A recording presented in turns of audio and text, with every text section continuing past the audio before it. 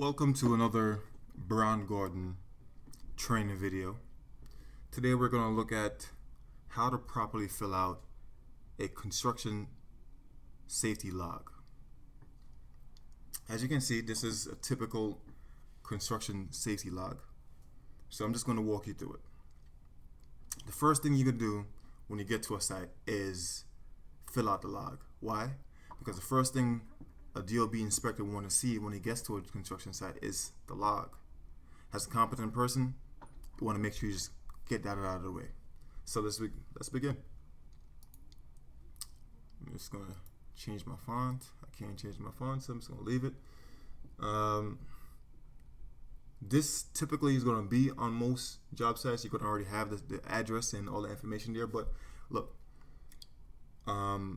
where it says project name, the project name is the location of the project. So say this project is located at 410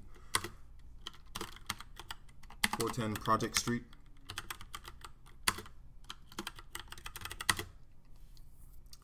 You put the same thing over here in the project location, 410 Project Street.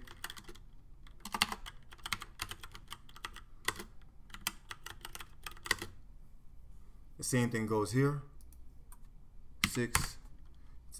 Well, not the same thing goes here, but you have to have the date on each sheet of construction safety log. So make sure you put the date. Today's the 18th, so I'm just going to put the 18th. This section is supposed to be the superintendent name, superintendent signature, arrival time, and departure time are supposed to be filled out by the superintendent. So as a competent person, don't worry about it. You just skip that portion and you go to the next section, which is the note general progress of the work site, summary of the day's work activities, which is quite simple, right? Say it's just a regular day, and all you're doing today is just cleaning. You're about to mobilize and you come to the site to clean, right? So you put one, clean the site. 2, maybe you're installing the construction fence. So install construction fence. Or maybe, that's not the case. You are in full swing of construction, right? And you're going to be what you're doing is actually form work, right? Form work for foundation. Or maybe it's not form work. Maybe it's excavation. So excavation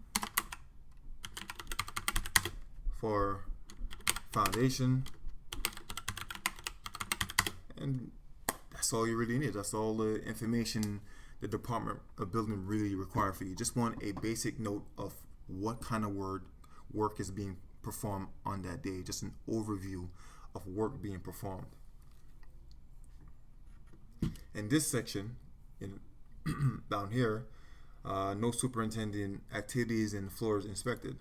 So this one gives you a little bit more flexibility, right? Usually what I would like to see in this section right here, and the Department of Building would like to see in this section right here, is not simply what I like, is the amount of people who are working on the site that day. Say you are just cleaning the site, right? So you just say, 5 people are working on the site.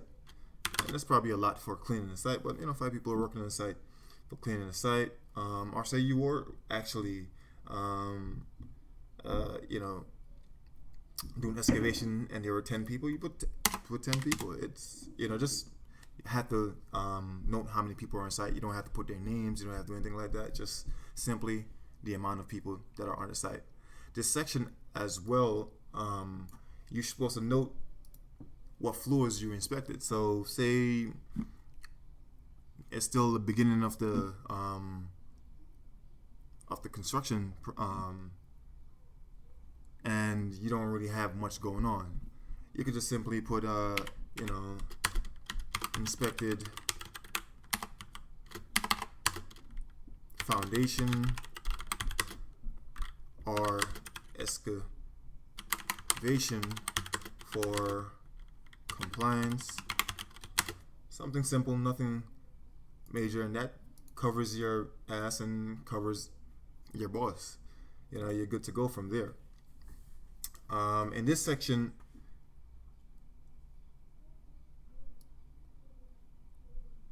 here, you're typically just verifying that you did the inspection and everything's in compliance. If they are not in compliance, don't check these boxes off. In this section right here, you want to note any unsafe conditions you see. That's why it says unsafe condition noted, right? And that needs to be corrected.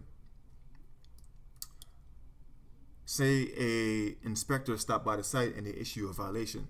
Let's say they gave you a violation. Say the violation number is 320-120P.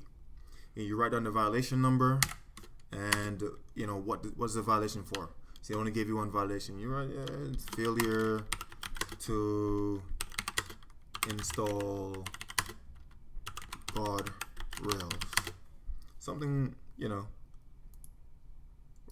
write a brief overview of what the violation is for, and keep it going. Or if they give you multiple violations, you could just write the violation numbers out, and that should cover anything. In this section, as I mentioned before, you want to mention any unsafe conditions that you have seen throughout the day. If you don't see anything, just say no unsafe conditions. Or if you did see an unsafe condition, say you're doing excavation and you notice that the excavation is supposed to be at a 45-degree angle and it's steeper, or it's way too low, which is, if it's way too low, that's quite fine, right? But say it's way steeper than 45 degree. Just note excavation slope is not 45 degrees.